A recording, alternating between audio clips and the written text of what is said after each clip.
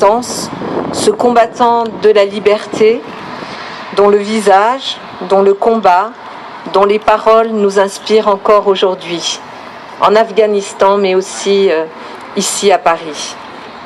Il y a tant de choses à dire sur le lion du Panjshir, sur sa vie, sur son parcours, sur ses combats, son héritage en Afghanistan et au-delà. J'aimerais pour ma part évoquer 2 raisons qui font de cette marque de reconnaissance un moment très particulier dans notre histoire de Paris et pour la mère que je suis. Je veux d'abord parler de ce lien exceptionnel qui a toujours existé entre le commandant Massoud et notre pays, et en particulier, bien sûr, avec notre capitale. Ces liens se nouent pour lui dès les plus jeunes années, et alors qu'il étudie au lycée français de Kaboul. Mais c'est surtout lors de son voyage en 2001 qu'une relation indéfectible se tisse entre l'homme et notre pays. Beaucoup ont accompagné cette relation, et je veux bien sûr dire que nous ne serions pas ici si Bernard-Henri Lévy n'avait pas été aussi l'homme de cette relation forte, qui a toujours été présente, qui avait su percevoir aussi dans le commandant Massoud cette force, ce progressiste qu'il était, cette lumière qu'il était et qu'il incarnait en Afghanistan, mais bien sûr aussi ailleurs. La seule fois qu'il quitte son pays, c'est pour venir en France. Il est reçu en avril 2001 à Paris, puis au Parlement européen de Strasbourg, par une femme, Madame Nicole Fontaine, qui le reçoit parce que ce message qu'il porte est un message qui fait encore écho aujourd'hui. Cette ville très particulière se devait aussi d'accueillir le commandant Massoud en son cœur. Parce que si j'ai dit que nous avons cette tradition et ce lien très fort avec les combats du commandant Massoud, de votre père, je veux dire que c'est aussi un engagement du cœur. Et c'est ce cœur-là qui vibre ce matin. Paris ne cessera jamais d'incarner cette liberté aux yeux de celles et ceux qui la portent dans leur cœur. Et je suis fière que Paris soit la première capitale occidentale à rendre un tel hommage à votre père. C'est un symbole qui nous honore. Et l'émotion qui nous étreint ce matin tient aussi à une seconde raison tout à fait capitale. En faisant une place au commandant Massoud à Paris, dans nos rues, nous célébrons un combat profondément universel. Eh bien, grâce à vous, chère Anne Hidalgo, grâce à votre conseil qui en a débattu avec une célérité sans pareille, tous, en vérité, l'unanimité de votre assemblée, c'est grâce à vous tous qui vous êtes souvenus que Paris n'est jamais aussi grande que lorsqu'elle est la patrie de tous les combattants de la liberté de par le monde. Grâce à vous donc, ces choses faites, et Ahmad Shah Massoud a désormais sa place parmi nous. Et quelle place!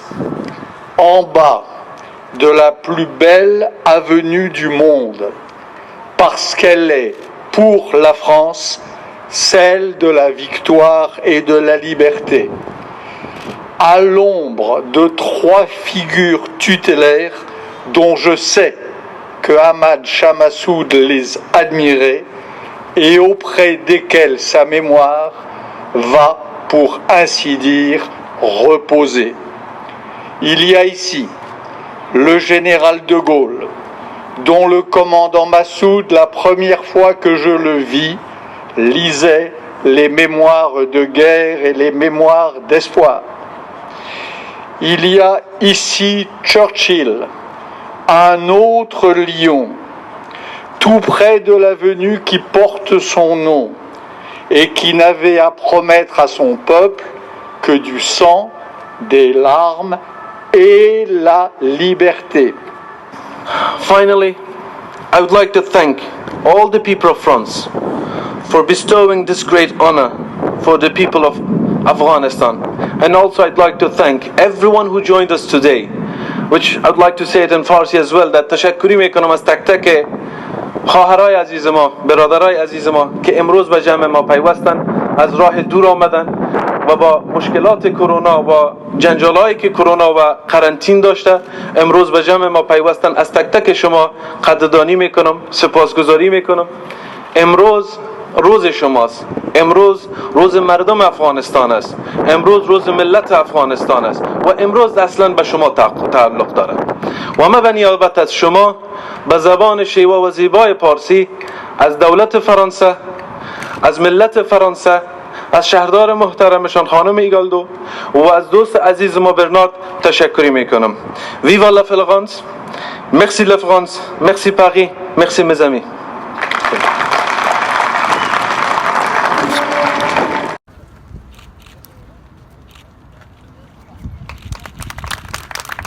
Allée du commandant Massoud, Ahmad Shah Massoud, 1953-2001, héros national d'Afghanistan.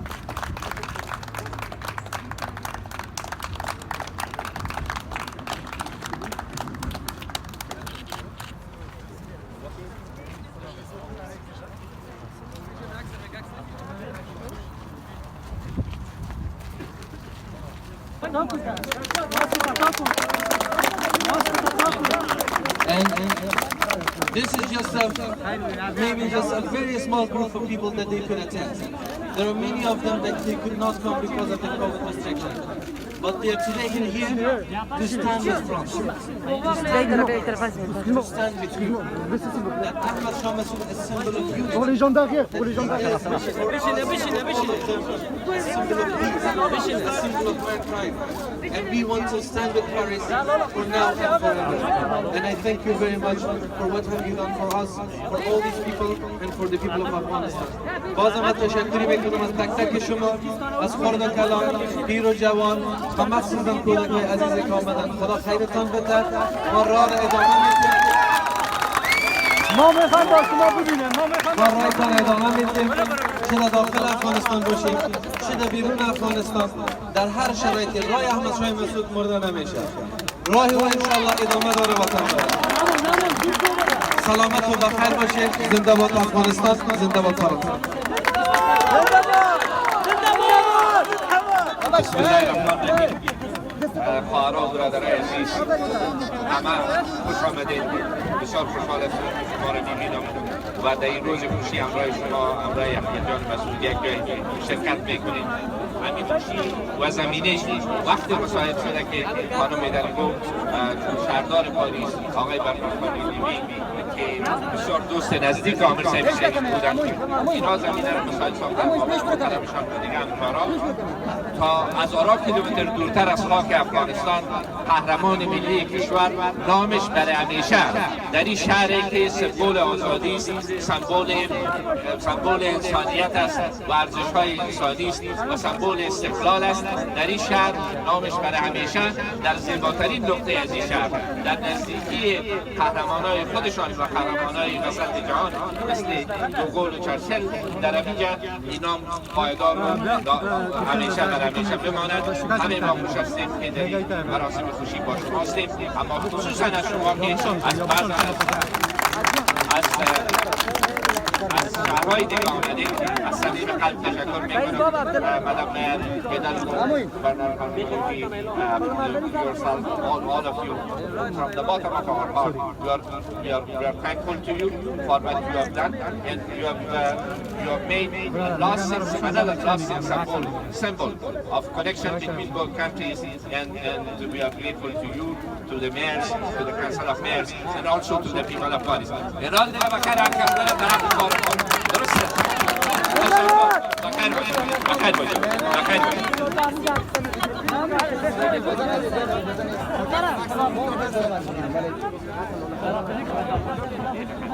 Je prends la parole. Un grand merci, Madame la maire, pour aujourd'hui. C'est la immense émotion. C'est vrai que le commandant Massoud est connu par tout le monde.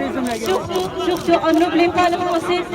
Toujours, comme Christophe de Pourfili, qu'il a fait un film Massoud l'Afghan. Merci beaucoup à vous. Merci.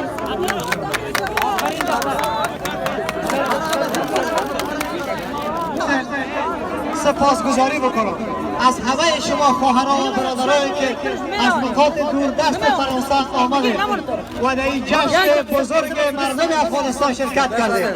جشنی که برای آزادی است، برای استقلال است، برای هویت است، برای تاریخ است. افتخاری که با همه مردم افغانستان ارتباط میگیرد، افتخاری که با جهان بشریت ارتباط میگیرد. امروز در شهر لوح قهرمان ملی افغانستان بانکار میشه و به تاریخ سپرده میشه. با شما و با همه مردم افغانستان این روز بزرگ، این افتخار بزرگ تبریک میکنم. موفقیت و سلامتی در می‌آرزوام. نمایندای مارشال صاحب دوستم دکتر صاحب قیس اینجا حضور دارن، آقای پاکزاد از هموطنان هزاره ما و از اعضای حزب برجسته سوسیالیسم فرانسه اینجا با ما هستند، آقای خدام از اعضای با افتخار جمعیت اسلامی از قوم ترکمن اینجا با ما هستند، همایون ارتجایی و دوستان دیگه از خاندانی اهل خانواده شاهی افغانستان اینجا با ما هستند. جناب حسیری صاحب به همین ترتیب فعالین مدنی، دکتر صاحب مسعوده، یما همدم، آقای خراسانی از هواداران عطا محمد نور اینجا با ما هستند. ما این به خاطر از این لازم داشتم که برچسب یک تعداد از کسایی که گویا قهرمان ملی به یک سمت و به یک سو تعلق دارند، گذشته از یک آمد کرزی دیگر اوج شرکت کرده بودند، از طرف خود نهاد آزادی زیر پرچم خراسان، زیر نام خراسان، زیر ارزش‌های حوزه مقاومت تمام اقوام مختلف اینجا شرکت کردند. او بهانه هایی را که بزرگای ما می آوردند، گویا زیر از این پرچم کسی جمع نمیشه، گویا با این پرچم ما ارزش‌های ملی و نمیفهمم آسیب‌های قومی را برجسته می‌سازیم، همه دروغ است. امروز شما می‌بینید امیر صاحب اینجا از تمام اقوام در کنار شما هستند، چیزی که از شما می‌خواهند و شب دیشب پریشب ما انتظار داشتیم که هفته قبل بعدی تماس گرفته میشد، این برنامه ریخته میشد. به هر صورت چیزی که از شما میخواهند است که غرور مردم ما آسیب دیده، کاخ بلند ما چپه شده، ارزش‌های ما خرد خمیر شده. امروز مردم احساس میکنه که به هویتشان توهین شده. امروز مردم احساس میکنه که غرورشان بعد از رفتن شهادت قهرمان ملی از دست داده. امیر صاحب جمع شدنشان تنها به خاطر از این است که امیر جوان فرزند قهرمان ملی شرکت کردند. جمع شدن به خاطر مسئولیت است. اینجا در سیمای هر کس شما میبینید که یک پیام به شما فرستاده میشه. اصلا ما چرا اینجا هستیم؟ ما جوانان اینجا چرا چی میکنیم؟ باید انرژی ما در وطن ما به مصرف شود. وقتی که فضا محدود میشه، وقتی که صدای ما شنیده نمیشه، وقتی که ما تحریم میشیم، وقتی که به هویت ما توهین میشه، اینجا ما پدر سالم شهید در کنار ما داریم که برابر بسته شد. کسایی که اینجا حضور دارن، ستادی که برنامه را گرفتن، یکی از پیشنهاداتشان این بود که یک به یک پی در پی جوانان ما حزبنگ میرن. امیر صاحب جوان در برابر از اینمی مسئولیت چی پاسخ دارن؟ جوانایی که به شهادت میرسن، از عامر صاحب شهید گرفته تا امروز ستاره‌های ما یکی پیام از بین میرن، چند تا پرونده وجود دارن. ما تا چه وقت منتظر باشیم؟ تا چه وقت میراثدار شهید و شهید پروری باشیم؟ ما آزادیش میخوایم، ما آرامش میخوایم، یک مملکت با ثبات و با سعادت میخوایم. امیر صاحب مسئولیت بسیار سنگین است. امیدوار هستم که راهی را که رهروان پس از عامر صاحب کسای تعهد سپردن در روز شهادت عامر صاحب، ولی یک سره معامله کردن، دروغ گفتن، غرور ما را شکستن، به هویت ما توهین کردن، پرچم ما را خرد خمیر ساختن، سرود ما را معامله کردن، در بن ما را فروختن. او راه برادرای عزیز، خواهران و برادرای عزیزم، من تشکری میکنم از صحبت‌های برادرم، حرفای دلشان زدن. در قدم اول از تمام اقشار، از تمام اقوام، احزاب و گروه‌های کاملا تشکری میکنم. احمد شاه مسعود سمبل وحدت ملی است. احمد شاه مسعود سمبل عزت و اقتدار ملی است. او کسی است که وقتی که پاکستان در مقابل حتی حکومت نجیب الله میخواست که مداخله نظامی بکنه داخل جلال آباد شود، قهرمان ملی جلویش میگیره و استاد میشه.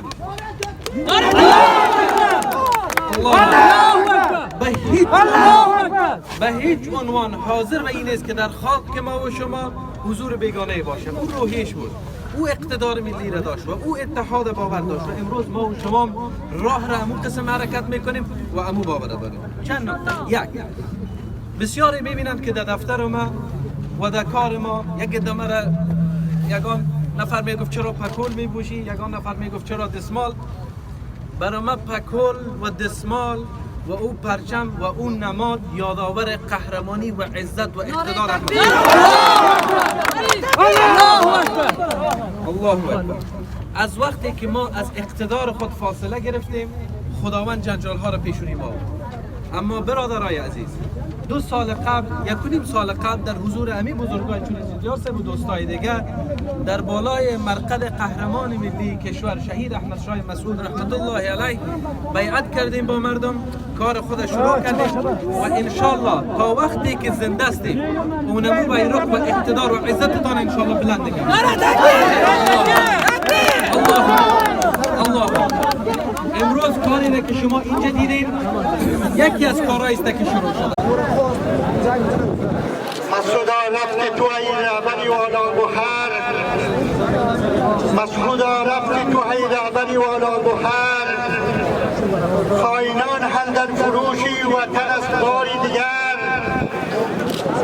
رفت امور به بازار جهان عرضه شد، رفت امور به بازار جهان عرضه شد، دشمنان در پی فروشند شفا فکر و هنر، یکی را که شب دست است یکی ارهی تیز، دیگری دسته شدن مانند چوب برای تبر، تا ببرند و فروشند چه پارچه و چه گل، ملک و ملت حمل افزان تو درختی و خطر، بلبلان جنگ نمودن و حال در چالند، چالی که سول بگویند نیاید سل و ثمر، کنون ملت و ملک مسئولی ثانی در طلبند، کل چشمان فراهم کجاست مسئولی دیگر، رای تو حفظ وطن بود و نجات ملتت، که تو را نام بلند شد در این دیدی بودن،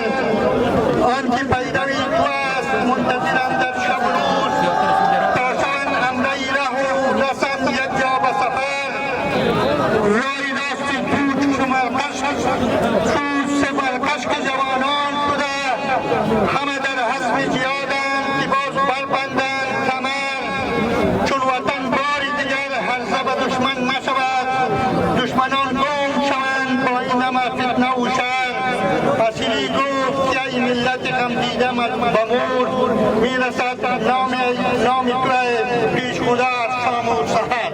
تشکر از توجهتان. دوستان و عزیزانی را که از کشورهای مختلف به شهر پاریس تشریف آوردند، در قدم اول لازم به تذکر می‌دانم که به نوبه خود از مردم عزیز فرانسه و شهرداری پاریس برای این اقدام نیک تشکری نمایم.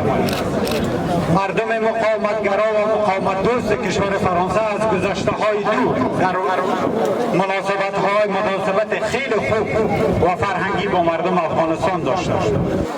در تمام جریان جهاد و مقاومت در کنار قهرمان ملی کشور بودند و از دایه برحق مردم افغانستان حمایت کردند.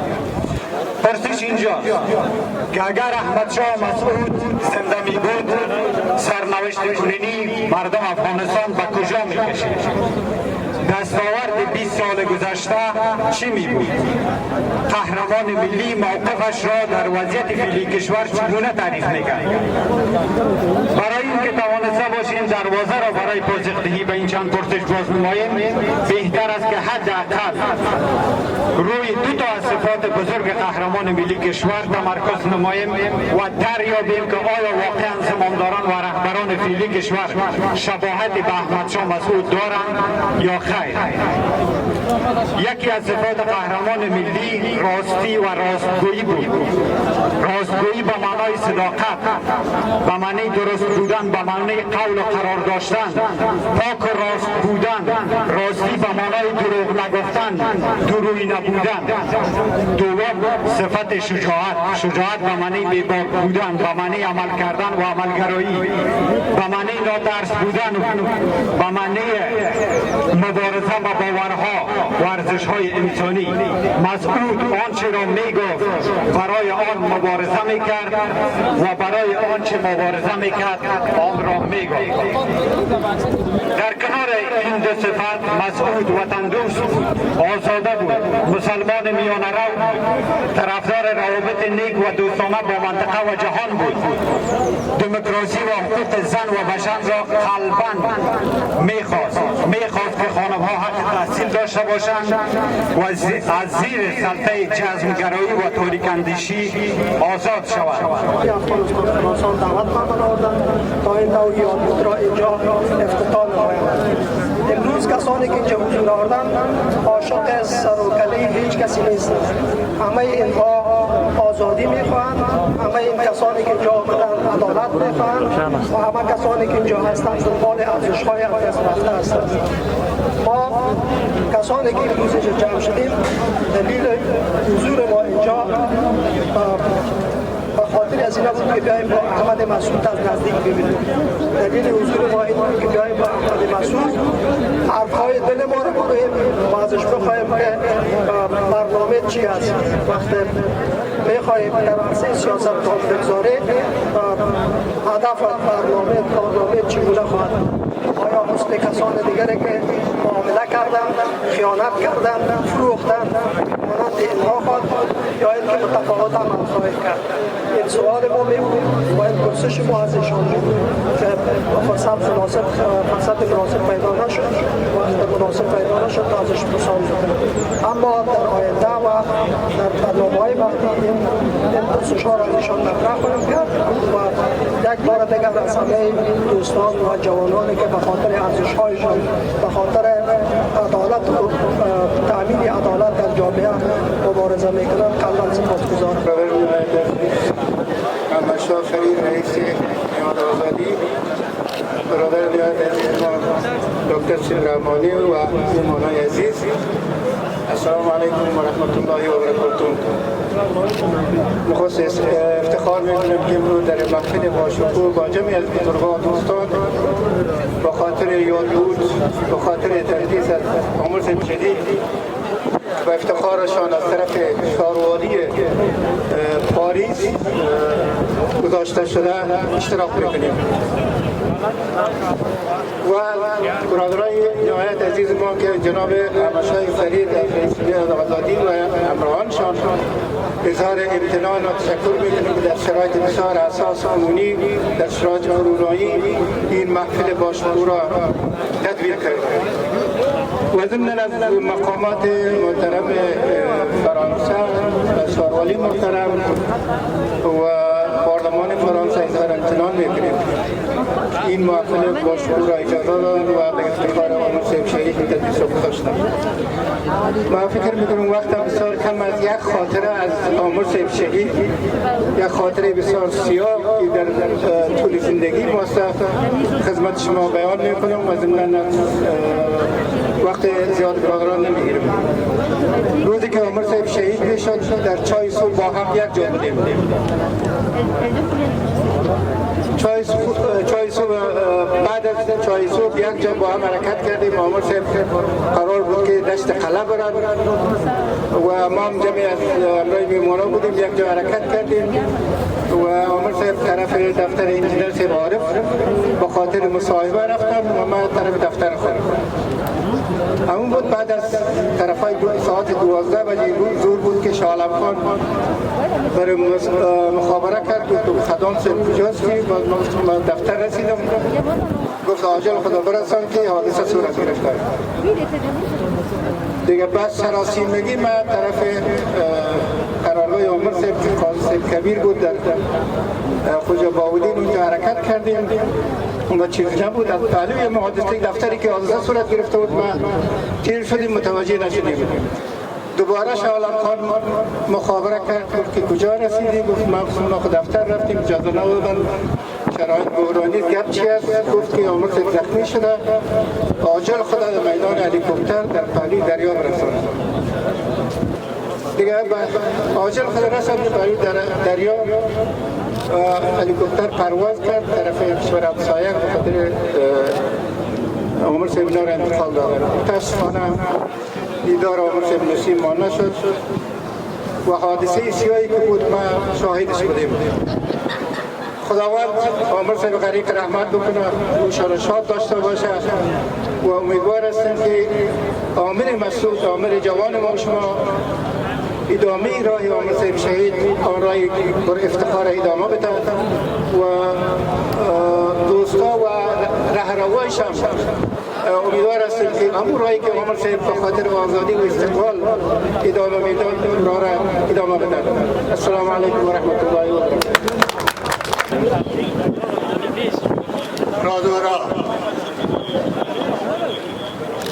Pour moi, vous ne pouvez pas imaginer quel grand jour c'est. D'abord de vous voir, et nous sommes déjà vus. Et c'est surtout un très grand jour, parce que la France a honoré Ahmad Shah Massoud, le commandant, en ayant ce geste. Je dois dire que la France s'est elle-même honorée et que aujourd'hui je suis très fier de mon pays. Alors, bien sûr, vous savez, en politique, il y a toujours des divisions intérieures, il y a des oppositions et souvent nous ne sommes pas d'accord en tant que citoyens avec les élus. Néanmoins, aujourd'hui, je soutiens plus qu'à 100%, à 200%, à 1000%, je soutiens la décision qui a été prise par la maire de Paris.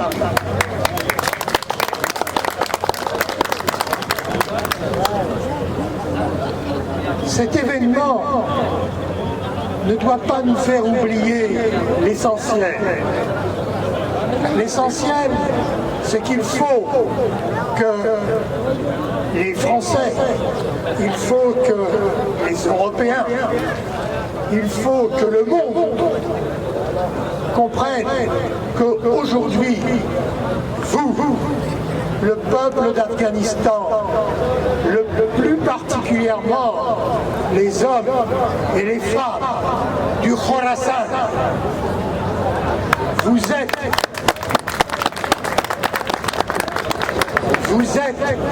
زنان هم نیم پیکری از اجتماع هستند، باید در هر کار اجتماعی و سیاسی فعالیت و نقش داشته باشند. در اون وقتی که برای من گفتن اونجا یک کلینیک بود، من بارها میگم برش گفتم عامر صاحب من دکتر نیستم، من هنوز معسل هستم. برای من گفت یک پیچکاری خودنه میتونی، فشار کسی را خودنه میتونی؟ گفتم بله اینم میتونم. گفت خیلی این صورت بسیار کار میکنی. دیگه دوباره از خانم شهردار پاریس، از پارلمان فرانسه، از دولت فرانسه سپاس قدردانی بیکنان به خاطر این جاده را که به نام قهرمان ملی امروز نامگذاری کردند. برای هر افغان جای افتخار است. دوستای عزیز، اگر کسای دیگه هم میاین و صحبت میکنن، ما از همه شما تشکر. دوستایی که هستن ما قدرشان میدانیم، مقاومتشان میدانیم. مسعود گفته بود برای شما که ما باشم نباشم مقاومت ادامه دارد، نه مقاومت ما ادامه دارد.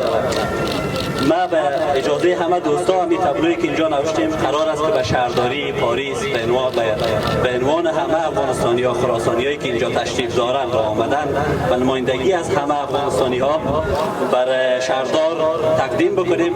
دیره به خوانش میگیرم، بعد فرانسویش هم یک دوست دیگه ما میخوانم. درود خدمت شهردار و اعضای شهرداری پاریس. این سپاسگزاری از سوی مردم خراسان افغانستان و جامعه خراسانی افغانستانی مقیم فرانسه به خاطر ارجگزاری از مبارزات احمد شاه مسعود قهرمان ملی افغانستان و خراسان از شهردار پاریس بانو ان هیدالگو و شورای شهرداری پاریس می باشد. رابطه دوستی فرانسه و خراسان نزدیک به یک خط می رسد. همینطور حمایت مردم و دولت فرانسه از مقاومت مردم افغانستان و خراسان در برابر تجاوز اتحاد شوروی و 4 دهه پیش می رسد.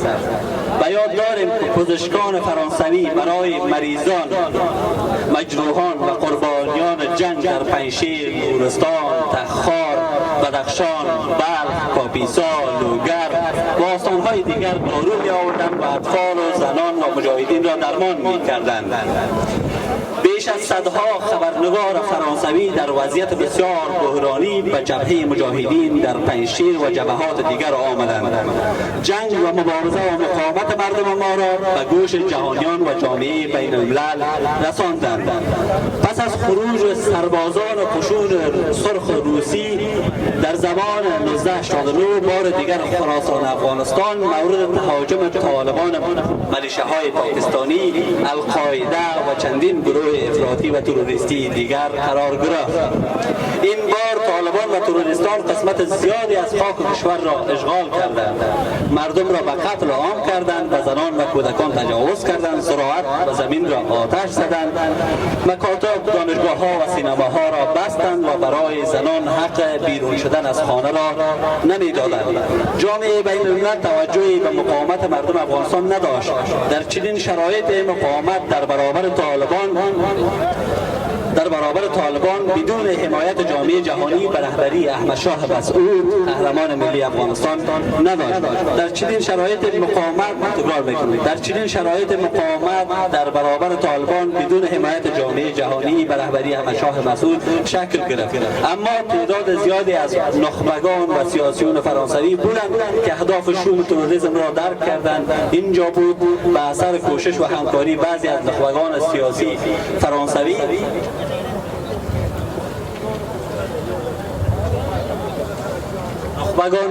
فرانسوی احمد شاه مسعود به عنوان رهبر شجاع مقاومت و مجلس اتحادیه اروپا دعوت شد. صدای مردم و مقاومت مردم و تهدید جهان از سوی تروریسم به گوش جهانیان رسانیده شد. پس از سقوط طالبان و تشکیل اداره موقت و تصویب قانون اساسی و تشکیل جمهوریت، ملت و دولت فرانسه مبارزه نظامی در برابر طالبان و تروریستان که منجر به کشته شدن بیش از صدها سربازان فرانسوی در خراسان نیز شد، تا نهادینه شدن دموکراسی، آزادی بیان، انتخابات، جامعه مدنی، حقوق بشر، تساوی حقوق زن و مرد، آموزش و پرورش، سینما و زراعت و قاطعانه از خراسان حمایت کرده است. اخیراً شهرداری و شورای شهر پاریس به پاس قدردانی از مبارزات احمد شاه مسعود به عنوان یک مسلمان میانه رو، اعتدالگرا، آزادیخواه و دموکرات به اتفاق آرا رأی دادند تا لوح یادبود را در ناحیه 8 اینجا که ما قرار داریم در شهر پاریس به نام فرمانده آزادی مسعود بزرگ برپا بکنند.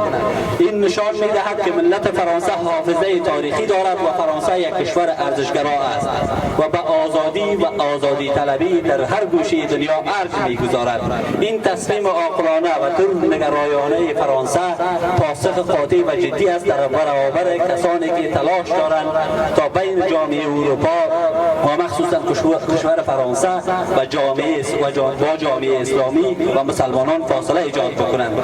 در ذهن جوانان مسلمان نفرت تزریق میکنند که فرانسه ضد اسلام و جامعه اسلامی است. شهرداری پاریس با این اقدام اقدامش به جهان اسلام و جامعه جهانی تصویر عشق و دوستی را به نمایش گذاشت. با این کار فرانسوی ها یک بار دیگر نشان دادند که فرانسه در خط ارزش های انقلاب کبیر فرانسه است. تعصب، جهالت، افراطگرایی، تروریسم نمیتواند در بین ملت ها فاصله و نفرت ایجاد کند.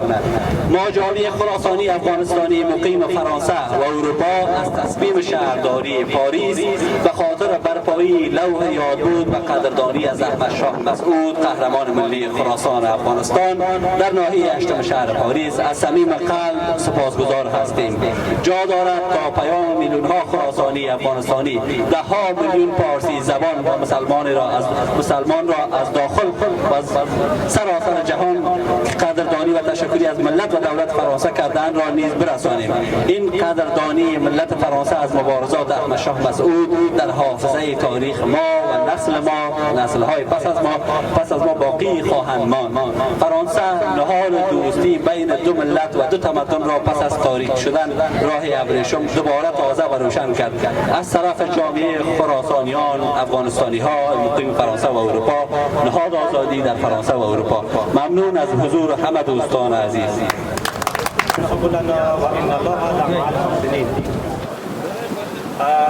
خداوند در کتاب خود می‌فرماید که بدون زحمت و تلاش هیچ کسی به جای نمی‌رسد.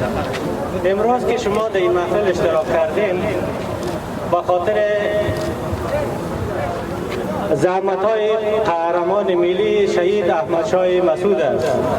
اگر زحمت نمی‌کشید، تلاش نمی‌کرد، امروز نه ما و شما در جمع می‌شدیم، جای محلی به نامش مسما می‌شد.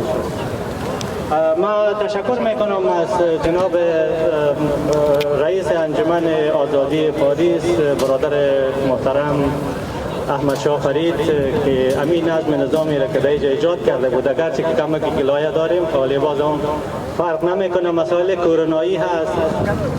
تشکر دوستان عزیز. ما در این شرایط کرونایی کل دوستا همه یک جا شده به خاطر مراسم برگزاری عمر صاحب بزرگ.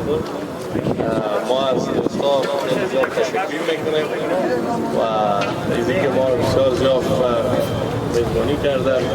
بازم تشکر از آقای احمد شاهی. ای قهرمان ملت خراسان کجا شدی؟ مسعود را و مرد مسلمان کجا شدی؟ مسعود از اندوی تو پنشیر بگیریا، خواک و بخون خفته و پامیر بگیریا. ای سرزمین نامدار کشور افغان مسعود خراسان. همین جوانان خراسانی که همیشه آمد انفا میدیم از جوان با که زحمت نکش همیشه به خاطر نسل جوان بدر تاریخ ما فراموش نشود. با افتخار دیم چک بلخیم من بلخیم، شور دارد عالمی از تلخیم. من بلخیم، شور دارد عالمی از تلخیم. پور خراسان منم، عاشق و عیار من، میرسم از بلخ جان. سرکش و سردار من، سر به سیاه پوش ہے، بند بلانوش ہے، خانقه عشق را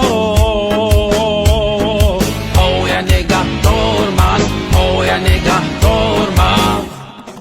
بلخیم من بلخیم.